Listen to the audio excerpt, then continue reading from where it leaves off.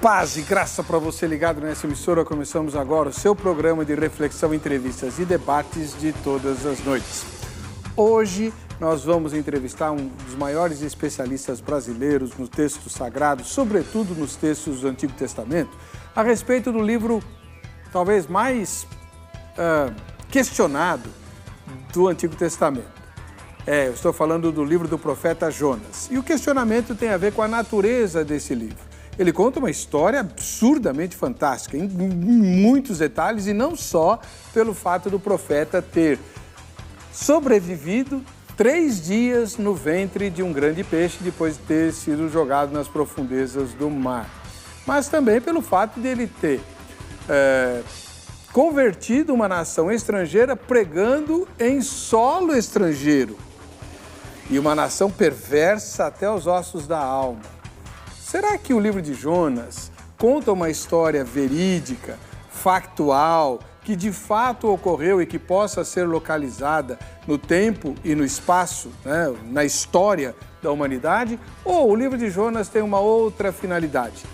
Uma finalidade de ensinar algumas lições espirituais a partir de uma alegoria, né, de uma parábola, de uma história não factual, mas que traz ensinamentos preciosos, como o Senhor Jesus fazia com as suas parábolas? Não sei. Nós vamos conversar com quem entende do assunto. No ar, vejam só.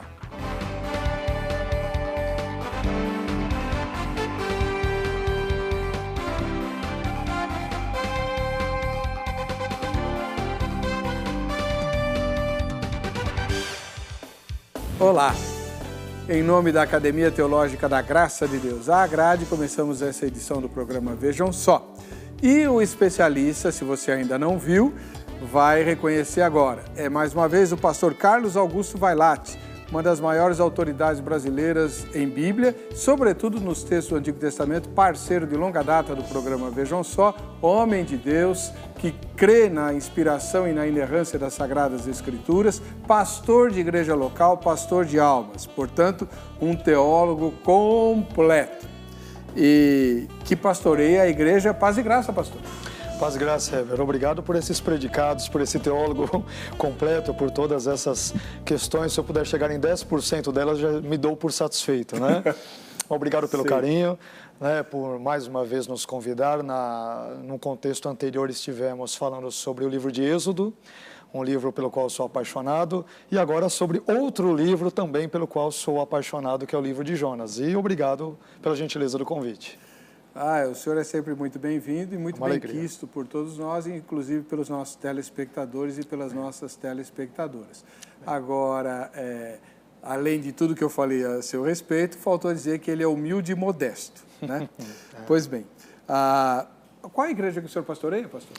A Igreja Evangélica Jaboque, que hoje está situada na rua Suzana, número 119, no Jardim Independência, na Vila Alpina, fica ali a 1 minuto, bem próximo ao Hospital da Vila Alpina. Então, todas as pessoas que eventualmente estiverem nos assistindo e quiserem nos visitar, no caso, nesse próximo domingo, que é um domingo bem específico, época de eleição, nós teremos o nosso culto às 10 horas. Nós começamos com essa ideia de todo último domingo de cada mês fazer o culto às 10 horas da manhã e já realizarmos a ceia. A eleição foi domingo passado. Hoje é segunda-feira. É verdade, é verdade. Não tem problema.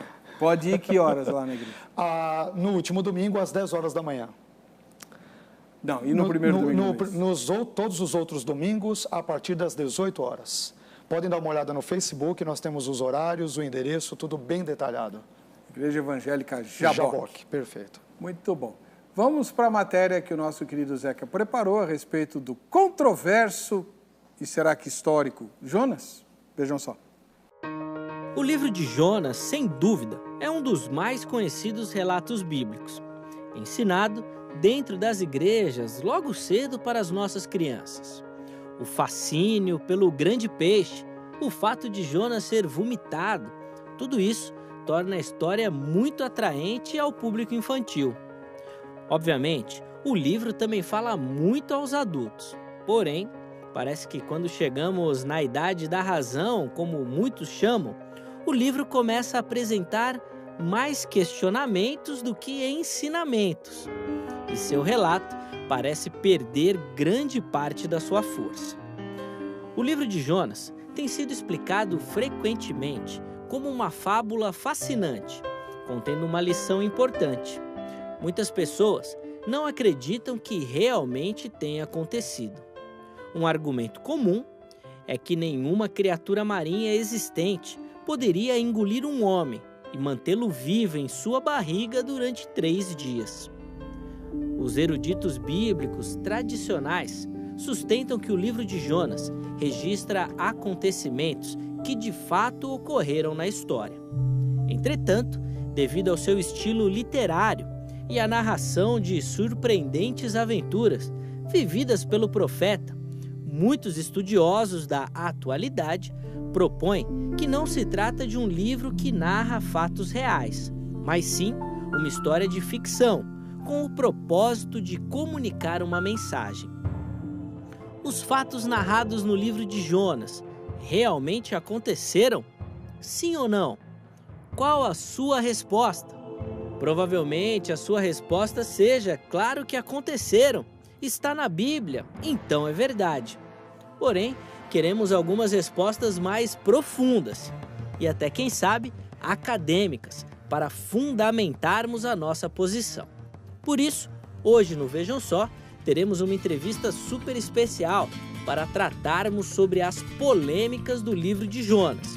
Fique ligado e tire todas as suas dúvidas, ou de repente, apenas coloque mais argumentos em sua resposta.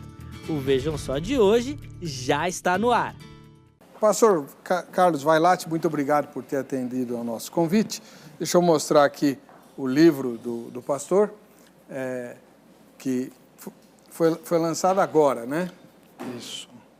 Olha só que capa sugestiva. Isso aqui é uma obra de arte, né? Sim, é verdade. É uma obra de arte. Quadro de quem? Eu não lembro agora quem que é o autor, mas é uma obra de arte do contexto ali, não sei se no finalzinho da Idade Média, depois, mas é sem dúvida alguma uma capa de uma obra de arte. Por que você resolveu escrever esse livro, Vailate?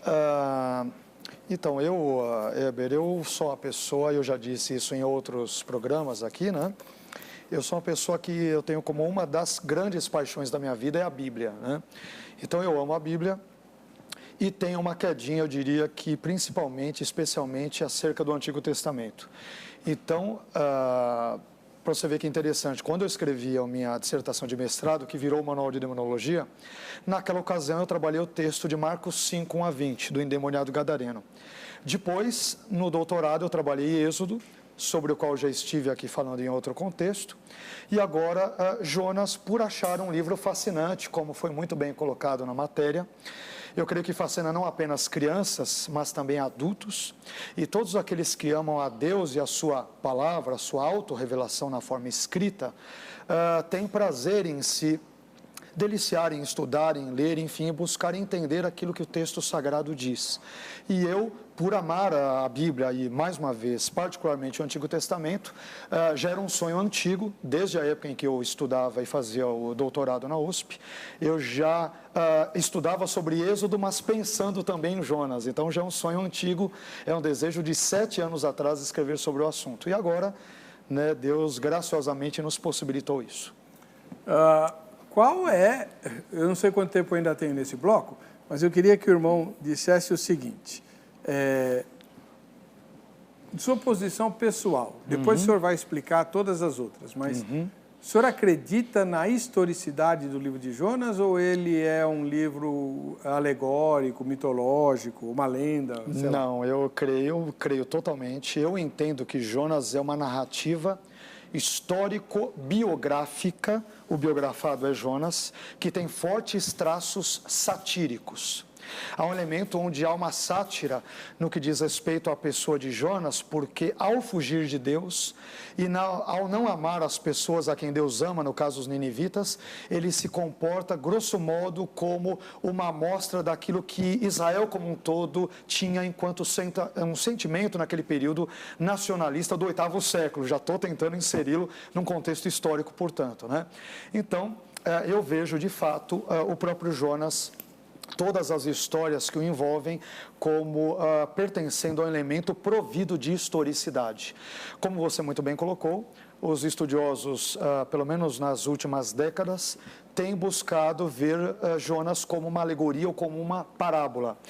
Eu vejo essas noções, de acordo com a maneira como nós as classificarmos, como talvez um tanto quanto problemáticas, porque isso pode apontar para a não historicidade de Jonas, do peixe, dos personagens, da conversão em massa dos ninivitas, e isso pode colocar em xeque, inclusive, a própria declaração de Jesus no contexto neotestamentário, quando o Senhor, ao citar Jonas, parece-nos que ele o faz, de fato, tendo em mente a sua historicidade dele e dos eventos que o cercam. Então, eu diria que nós temos elementos mais do que sobrepujantes que apontam efetivamente para a historicidade do livro e do personagem. Bom, e você aí de casa? Vamos lá, vamos fazer a nossa pesquisa, né, a respeito da sua opinião. Lá no facebook.com/programa Vejam Só, nós esperaremos a sua resposta. Qual é a pergunta? Em sua opinião, o livro de Jonas narra uma história verídica ou alegórica, englobando na resposta alegórica tudo aquilo que não for literalmente factual, tá bom? Então, mas eu acho que é uma parábola, eu acho que é um mito, eu acho que é uma lenda, eu acho que é uma piada, eu acho que é uma falsificação, eu acho que é campanha para o presidente da República A ou B, né? Enfim, tudo que não for literal, você vota alegórico, tá bom? Ok? Combinado?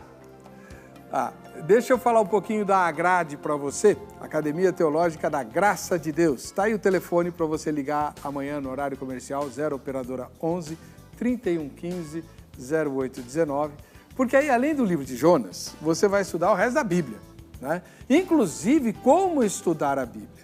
O curso bíblico está presente em mais de 600 lugares no Brasil inteiro, tem até fora do Brasil. Você tem que telefonar amanhã no horário comercial e se informar a respeito do melhor endereço para você estudar a Bíblia. Outros cursos que a Grade oferece, como análise bíblica, por exemplo, teologia do Antigo Testamento, do Novo Testamento, história, filosofia, música, gestão eclesiástica, inglês e espanhol, usando a Bíblia como texto. Tem um monte de cursos na Grade, mas aí você vai depender do endereço. Então, telefona no horário comercial para 3115 0819 e se informa direitinho de como você pode vir estudar a Bíblia, tá bom?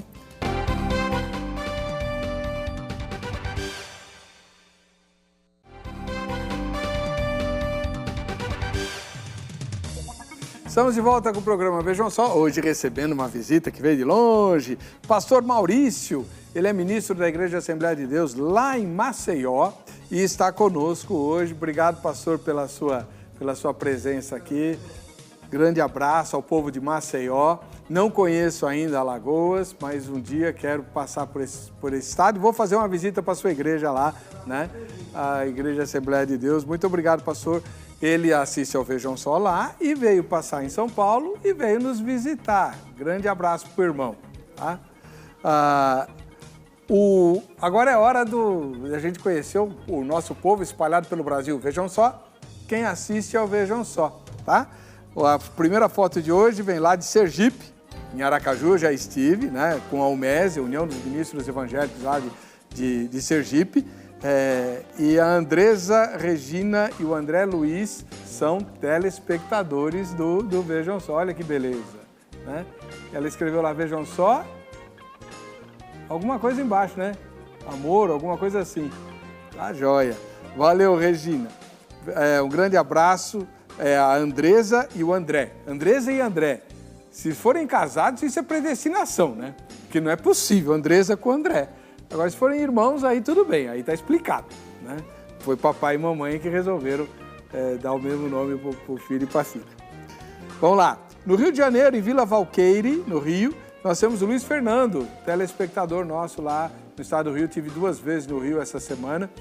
e fazendo entrevistas lá com os candidatos ao governo do estado do Rio de Janeiro e também com o candidato a presidente da República, Jair Bolsonaro. E quero registrar aqui, mais uma vez, pela bilionésima vez, que só não entrevistamos o candidato Fernando Haddad porque ele não aceitou o nosso convite. Temos a recusa por escrito. Então parem de me bombardear aí pelas redes sociais, dizendo que eu estou fazendo campanha para e isso é muito sujo e não sei o quê, né?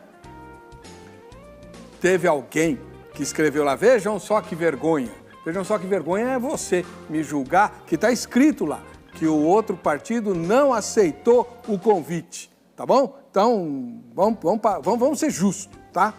Mas, ô Luiz Fernando, gostei muito de passar pelo Rio 2 vezes essa semana, Deus abençoe vocês, especialmente, né, nessa nova vida. Vamos lá, em Vila Sampaio, aqui em São Paulo, o Davi Nascimento é o nosso telespectador e quem bateu a foto para ele foi a Maria Eduarda. Tanto a Maria Eduarda quanto o Davi Nascimento são convidados nossos para virem assistir a gravação aqui ao vivo, que nem o pastor Maurício fez hoje, tá? É só combinar pelo Facebook. Em Caçapava, mas Bagé fica lá no Rio Grande do Sul, o Rodrigo Gonçalves assiste ao programa. Ei, Rodrigo, muito bom, no dia que o Zeca gravou, legal. Deus abençoe, Rodrigão. Um grande abraço para o povo aí de Caçapava, em Bagé. E agora, em cidade de Garça. Garça fica ao lado de Marília, uma cidade muito legal, tanto Marília quanto Garça. A Heloísa Camargo é nossa telespectadora. Grande abraço para você, Heloísa. Deus abençoe. Saudades do tempo que eu viajava para Marília. Ai, ai, ai. Bom, daqui a pouquinho a gente vai assistir ao vídeo do Everton Baroni, de Mauá, aqui na Grande São Paulo. Agora vamos continuar com a nossa entrevista ao pastor Carlos Vailate. Pastor, posso reservar um dos seus livros, o senhor autografa, para a gente sortear na próxima campanha do Vejam Só, quem assiste ao Vejam Só? Claro, com o maior prazer. O senhor prazer. faz a dedicatória? Com o maior prazer. Já vou entregar aqui, ó. Claro. Ó. Vou entregar na frente de todo mundo para o pastor. Ele vai escrever uma dedicatória. Está guardadinho aqui. Você que mandar a sua foto ou o seu vídeo, vai, além do kit do Shopping do Povo, vou incluir o livro do pastor Vailate sobre o livro de Jonas, tá bom? Maravilha. Pastor, existe diferença entre técnica, entre gênero literário de mito e gênero literário de lenda? Eu diria que se há uma distinção, ela é quase que imperceptível.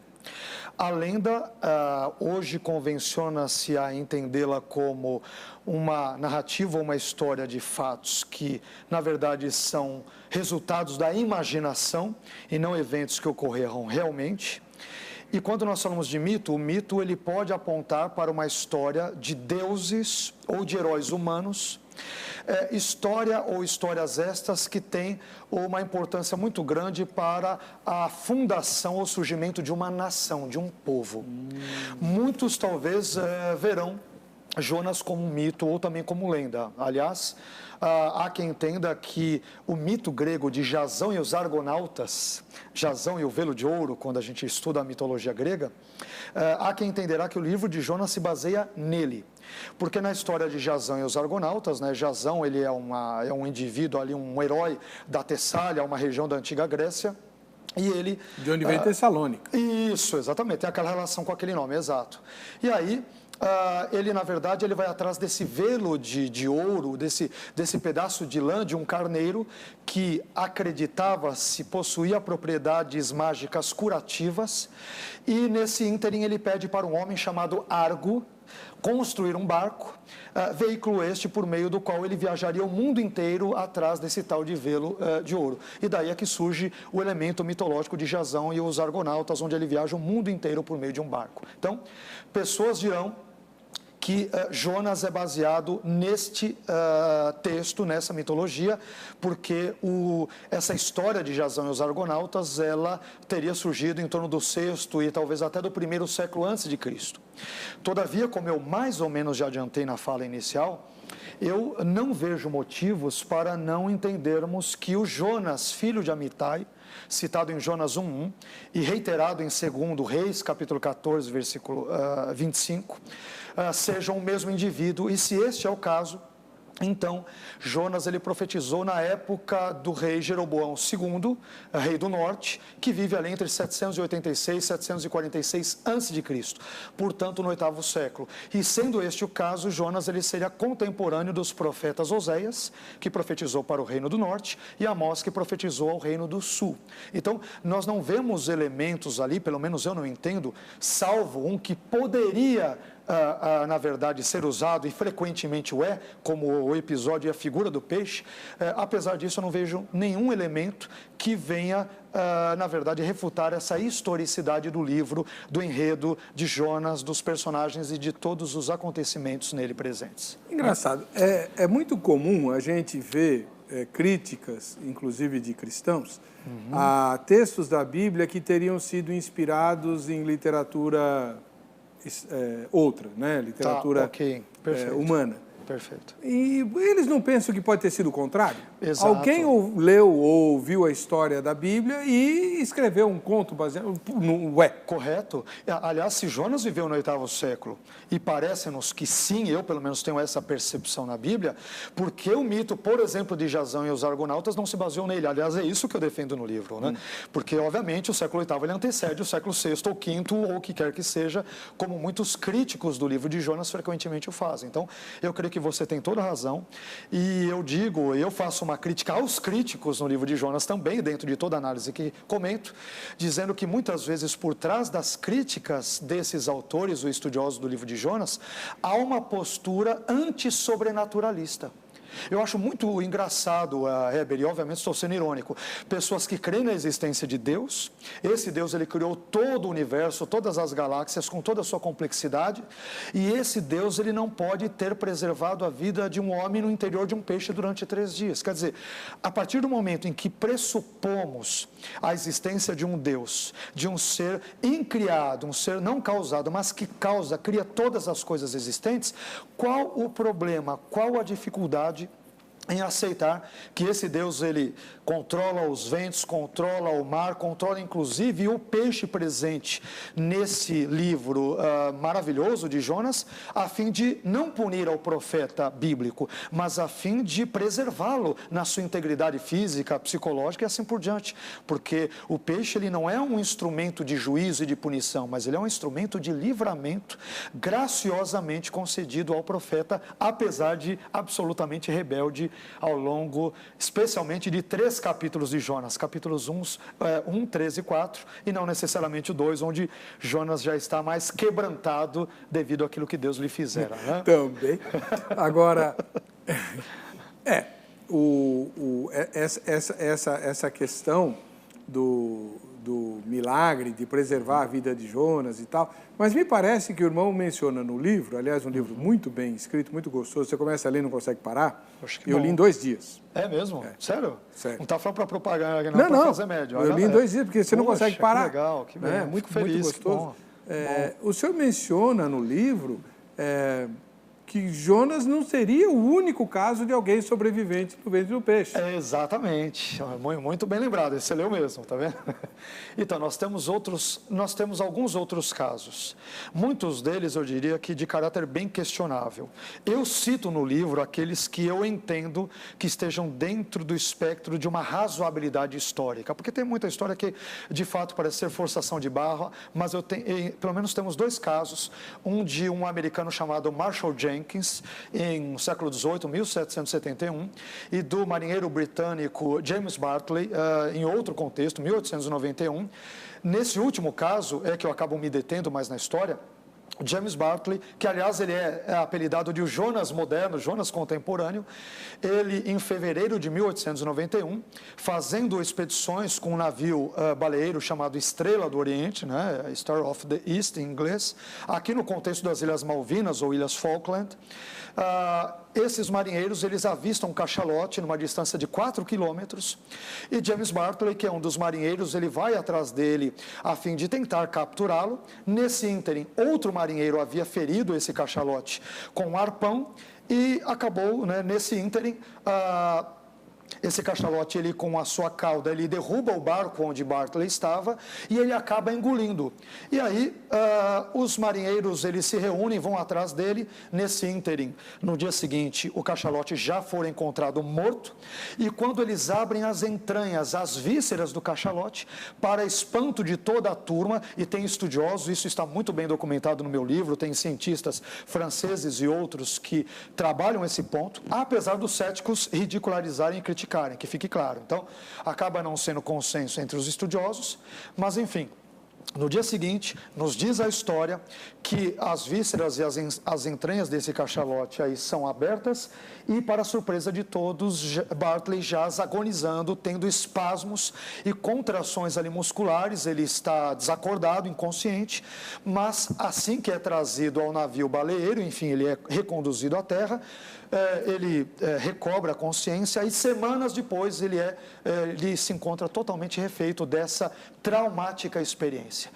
O caso dele foi, a situação dele foi de um dia só, mas se isso ocorreu com Barclay, eu diria, por que não pode ter ocorrido com Jonas? E foi documentado pela imprensa da época. Da época, um jornal francês, Journal des Débats em francês, onde um estudioso chamado M. de Parville, ele constata essa história, ele a estuda e ele chega à seguinte conclusão, cientista que não era crente nem nada, ele diz: depois de analisar todos os elementos, eu cheguei à conclusão de que a história de Jonas e do peixe, ela pode efetivamente ter sido verídica. E cientista incrédulo. Pois é. E esse peixe não é uma baleia? O peixe da Bíblia? Da Bíblia, nós não temos como saber. Baleia é uma nomenclatura em português, que vem, na verdade, do latim balaena e que, por sua vez, vem do grego phalaina. A primeira ocorrência disso parece-nos que em português aparece numa das traduções, a mais antiga, de João Ferreira de Almeida, né? Então, a nomenclatura, baleia, ela é portuguesa, é derivada do latim, mas emprestada, por sua vez, do grego. Em última análise, é um helenismo. O hebraico, ele traz a expressão dag gadol. Dag gadol quer dizer grande peixe, ao pé da letra, ou peixão, para ser bem literal, grande peixe ou peixão. Agora, os hebreus, no contexto bíblico veterotestamentário, muitas vezes, Éber e demais telespectadores, parece-me que eles não eram afeitos a especificidades técnicas com relação a terminologias. E por isso eles muitas vezes usam termos que são genéricos. Então, o que seria Dag Gadol? Aí os estudiosos têm dito, é um cachalote. Você talvez deva se lembrar de um indivíduo que foi Jacques Cousteau, falecido Jacques Cousteau, um oceanógrafo conhecido, ele disse que teria sido uma garoupa. Outros dirão que era um tubarão do tipo megalodonte, que já envolve um elemento, um animal marinho mais pré-histórico. Outros dirão que é uma baleia mesmo, se é que dá para a gente fazer uma diferença entre baleia e cachalote. Aquilo que chamamos popularmente de baleia é, na verdade, cientificamente um cachalote. Então, outros dirão que é um leviatã, um animal um tanto quanto pré-histórico, ou nesse caso aí sim mítico, eu descarto. Normalmente eu sou propenso a entender que era um cachalote, mas entendo como a Bíblia que a natureza deste animal aquático não nos é dada. Então nós não temos como saber. Agora, curiosamente, dando um detalhe que no livro, se você ler, você vai saber dessa informação, que em português não aparece, só aparece no texto hebraico. Existem duas palavras hebraicas distintas para o peixe que engoliu Jonas no próprio contexto do livro de Jonas. Uma é a expressão dag, que é masculino, peixe no sentido genérico, qualquer peixe, mas também é citado dagá, esse finalzinho A, ele é designativo de feminino. Isto fez com que alguns estudiosos, especialmente a partir de elementos folclóricos ou lendários judaicos, entendessem que foram dois peixes que engoliram Jonas, e não um só.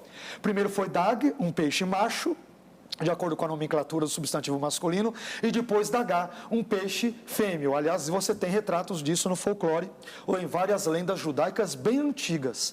Eu diria que isso até poderia ser defendido em termos de uma exegese com base nos textos originais.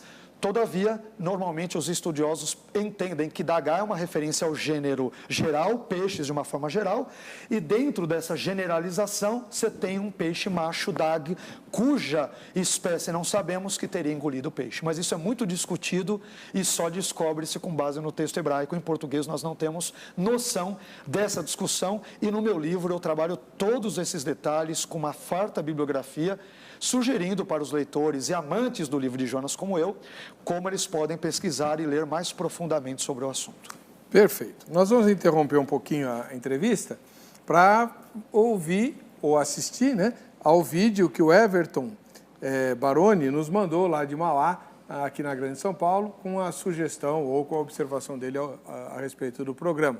Isso também faz parte do quadro Vejam Só, quem assiste ao Vejam Só. Vamos lá. Olá, amigos do Vejam Só, tudo bom? Aqui quem fala é o Everton, de Mauá, São Paulo. Um cristão sem teto, é certo ele invadir um terreno para morar? Sendo que na Bíblia tem relatos que Deus ordena o seu povo a invadir a terra alheia e tomá-la à força. E aí, galera, o que vocês acham? Um beijo no coração de todos. Abraço. Bom, agora que já passaram as eleições, a gente pode pautar o tema, porque senão iam dizer, né? Estão querendo, né? Nós não queremos nada, nós queremos paz e discutir a Bíblia. Então tá, vamos pôr em pauta, quer dizer, a gente tem que passar agora para o novo diretor do programa, que não sou mais eu, para ver se a gente consegue pautar esse tema aí, tá bom?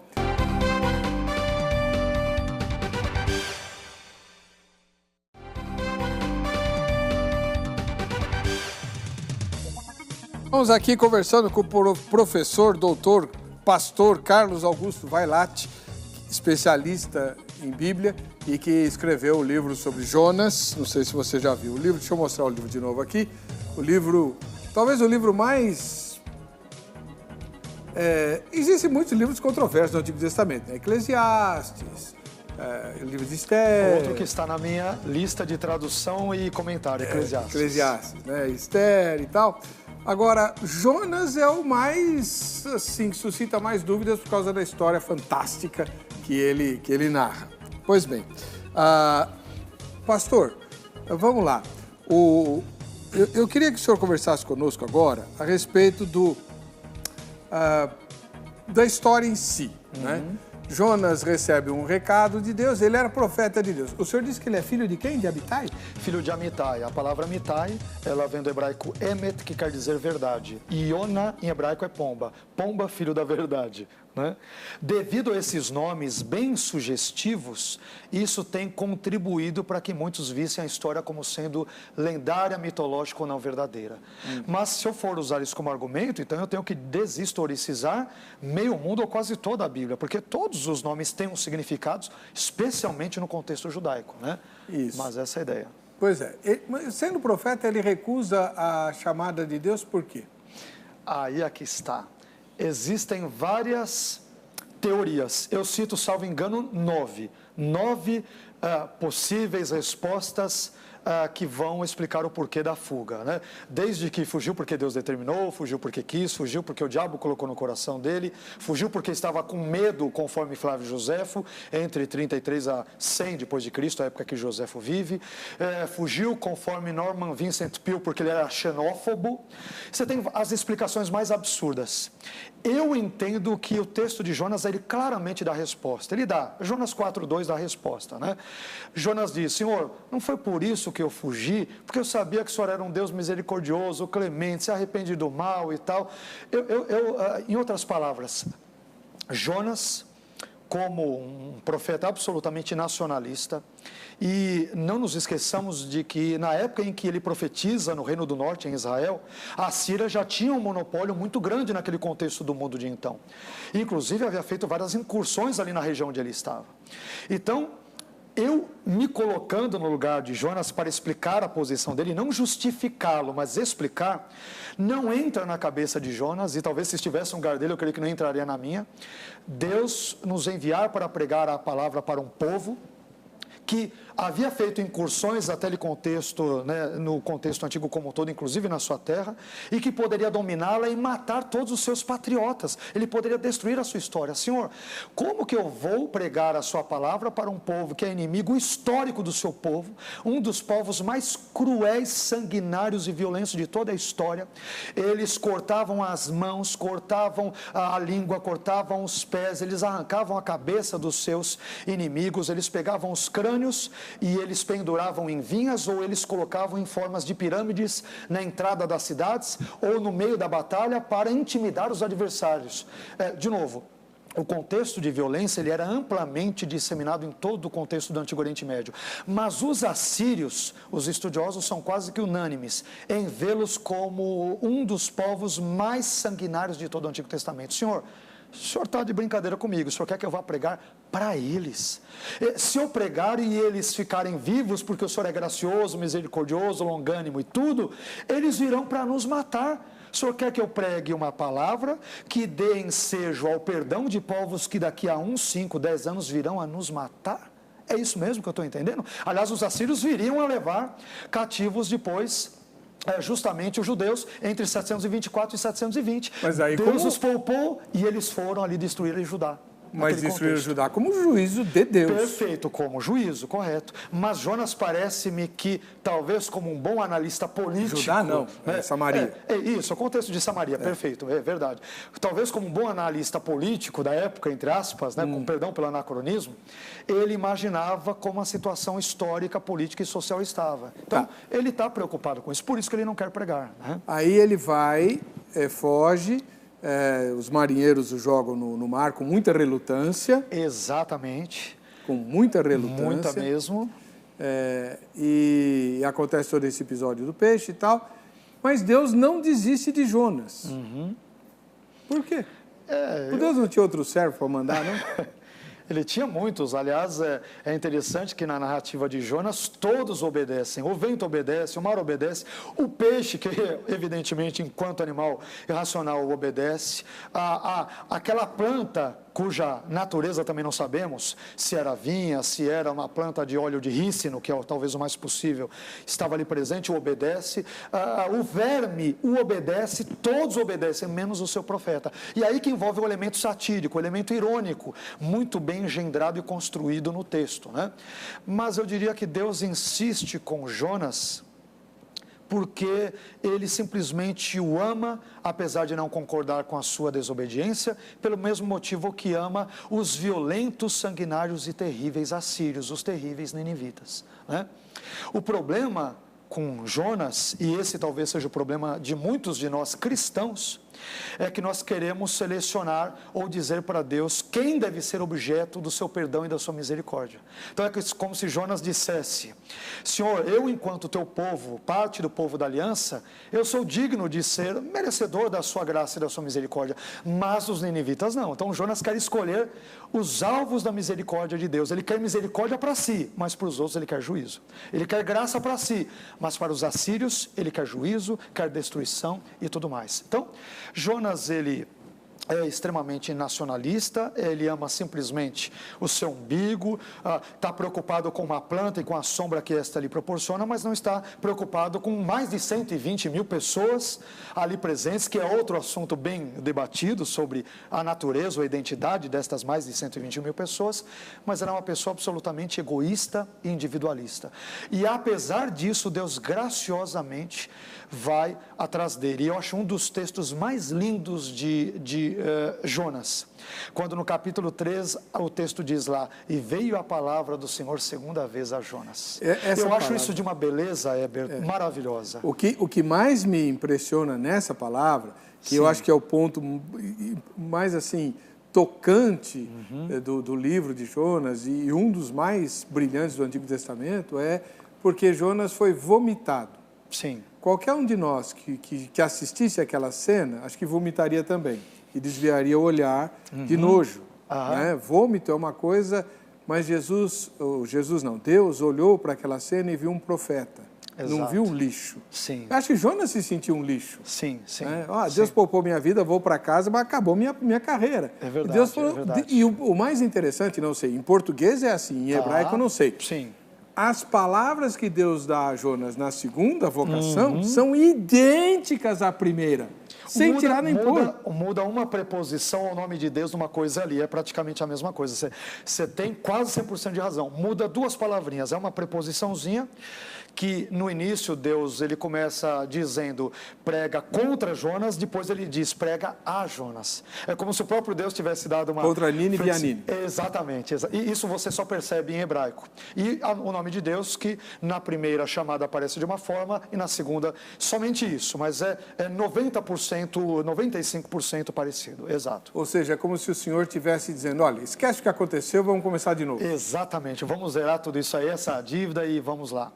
Então, essa ideia do peixe vomitar é muito interessante. Tem comentaristas que dirão que a própria vida, a rebeldia, a desobediência de Jonas, o próprio peixe não consegue engolir. Né? E por isso é que ele o vomita. Aliás, alguns brincarão. Jonas não faz jus ao nome, porque ele não é Iona, pomba. Ele é, na verdade, um gavião. Eu brinco dizendo que ele parece um urubu, porque ele se afasta da cidade e só fica esperando os ninivitas morrerem. É como se um urubu, ele espera a carnificina ocorrer para se sentir justificado, porque ele é de Deus, os ninivitas não são. Eu digo, ele não é Iona, pomba, ele é um urubu.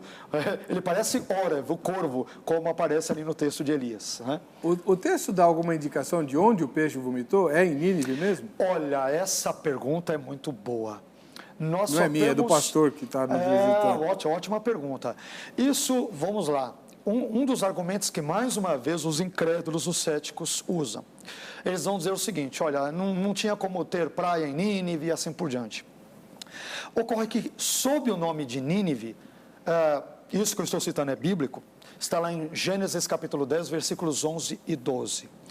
Sob o nome de Nínive, é possível que nós tenhamos uma região muito mais ampla do que o nome dá a entender. Aliás, se lermos Gênesis 10, versículos 11 e 12, veremos que dentro de Nínive compreendiam outras cidades ou regiões conhecidas como Calá, Recém e Reobote-Ir. Ou seja, a Nínive era muito maior do que aquilo. Então faz sentido, apesar do nome bíblico, por efeito talvez de uma sinédoque, né, onde você cita uma parte que representa o todo ou toda uma parte, ele cita Nínive de forma genérica, mas é possível que Nínive compreendesse uma região geográfica com distritos, subdistritos e subúrbios muito mais amplos do que aquilo que convencionalmente somos tentados a perceber. Como as capitais de hoje. Perfeito. Nós não falamos hoje, aliás, eu cito também como exemplo, né, quando você fala hoje de São Paulo. São Paulo, dentro de Grande São Paulo, você tem o ABC Paulista, que é um monstro. Então, você usa o nome genérico São Paulo, mas dentro de São Paulo, se você for para o interior, então, você tem milhões a mais de indivíduos e tudo. Então, grosso modo, algo razoavelmente semelhante deve ter ocorrido no que diz respeito à cidade de Nínive. Nós temos alguns comentários, né? 2. O Marcelo Juliano publicou o seguinte: o livro de Jonas é um livro clássico e profético. Encontramos a história verídica de Jonas com todo o sofrimento familiar que causaram os ninivitas. Entendo que Jonas enfrentou batalhas espirituais internas pela morte dos pais de uma forma brutal. O pai dele morreu? Então, bom, não sei se pais ali está se referindo à nação e tudo. O pai dele, a Bíblia só o menciona duas vezes, segundo Reis 14, 25, e no prólogo de Jonas, Jonas capítulo 1, versículos 1 e 2, só ali. Nós não sabemos mais sobre a família dele. A lenda judaica, e eu estou entrando na área da tradição e os elementos lendários judaicos, dirá que a viúva de Sarepta foi a sua mãe. Então o pai foi Amitai e a viúva de Sarepta foi a sua mãe. E ele foi aquele menino que o profeta Elias ressuscitou. Ô doido! Muita, não. Lembrando que Elias vive no 8º século e no período dele. Mas isso é lenda, não é Bíblia. Eu estou deixando bem claro que é lenda. Aliás, a lenda judaica irá dizer que ele entrou vivo no paraíso. Ele entrou vivo. E tem uma série de outras histórias interessantes sobre ele, mas todas elas extra-bíblicas, portanto não são canônicas. Mas tem muita coisa interessante sobre ele. Falar em canônico, o Júnior diz, verídica, citada até pelo Senhor Jesus como exemplo de sua morte. Perfeito. Jesus abonou a história de Jonas. Né? Perfeito. Vamos ver o que os nossos irmãos e irmãs responderam para o nosso querido Zeca na Crentolândia.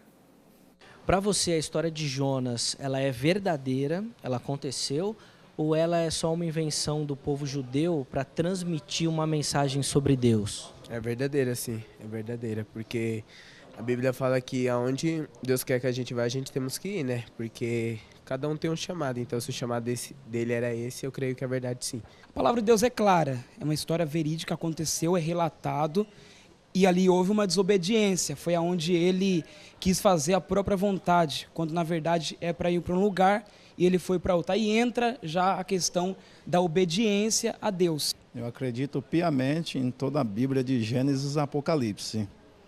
Nasci obtendo essa formação e vou continuar levando até o final da minha vida. Eu já li a história de Jonas, tanto na Bíblia Sagrada, que nem já vi outros comentários, que muita gente fala que é falso, né?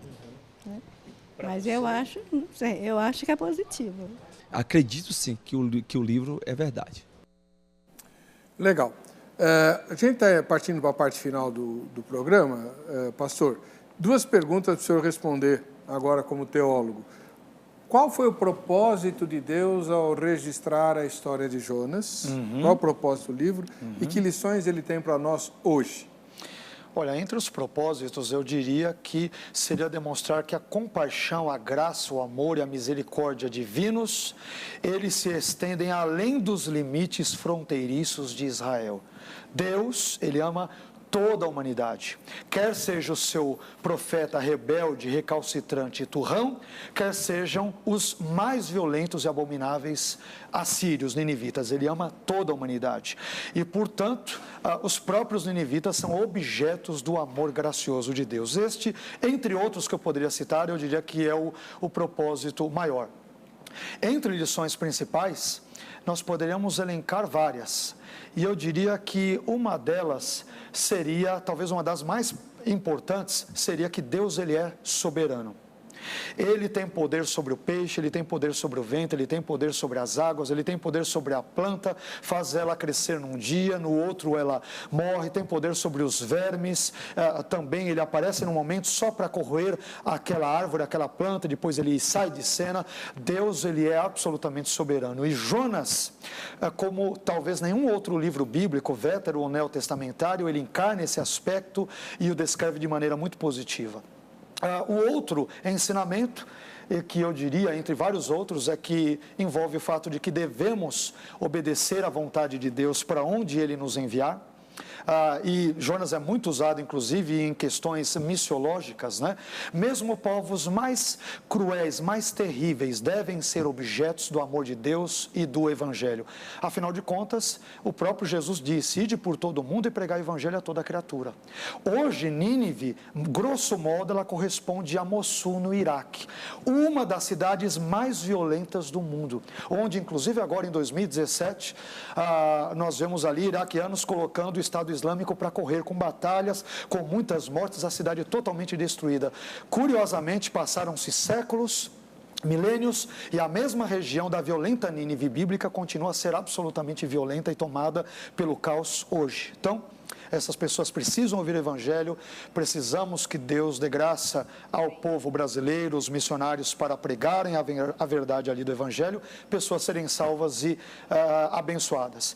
E, acima de tudo, diria que Deus, ele é livre no exercício da sua graça e, mais uma vez, ele ama tanto profetas duros, rebeldes como Jonas, mas ama também os terríveis ninivitas. Ele ama toda a humanidade e deseja salvar toda a humanidade.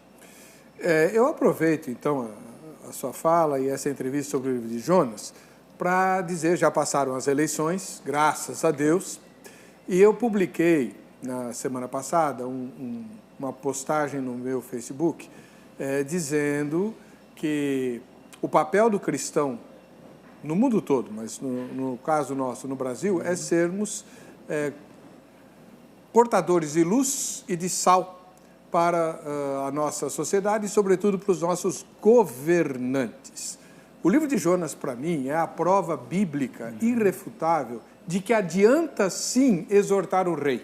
Correto. Muitos dos nossos irmãos e irmãs parlamentares, que são cristãos, não exortam no sentido exato do termo, correto, os governantes, seja prefeito, seja governador, seja presidente, seja ministro, seja senador, seja o que for, não exortam as nossas autoridades porque acham que não adianta, que elas vão endurecer o coração, que esses pregadores serão ridicularizados, etc.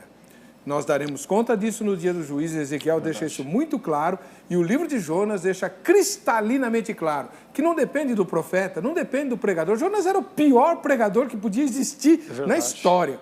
Ele não queria a salvação dos seus ouvintes e ele pregou da maneira mais relaxada que podia.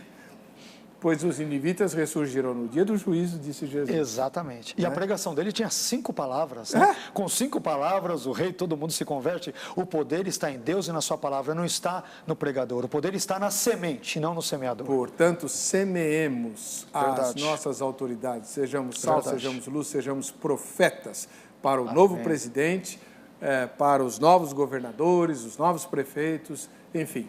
Vamos ser sal da terra e luz do mundo. Vamos ver o resultado da nossa enquete? Boa! 94% disseram que creem que o livro de Jonas narra uma história verídica.